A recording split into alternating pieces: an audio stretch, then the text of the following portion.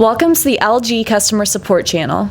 This short video will show you how to use the pizza function on your LG double oven gas range. The pizza function on your LG double oven gas range is specially designed to cook the perfect frozen pizza by automatically preheating the upper oven temperature according to the pizza type. It is necessary to preheat the oven before cooking a frozen pizza in a gas range. To begin, you must first determine the type of pizza that you will be cooking, either regular thin crust or rising crust.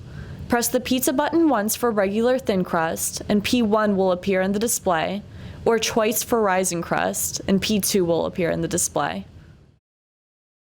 Once you have selected your pizza type, press the Start button to begin the preheat. Pre will appear on the display. Once the oven has preheated, the preheat alarm will sound. Open the oven door and place the frozen pizza directly onto the rack of the upper oven. For best results, the rack should be placed in position A. Close the oven door and set the timer according to the pizza package directions. When the timer alarm sounds, or when the crust is cooked and cheese is melted to your liking, press the upper clear off button and remove the pizza from the oven.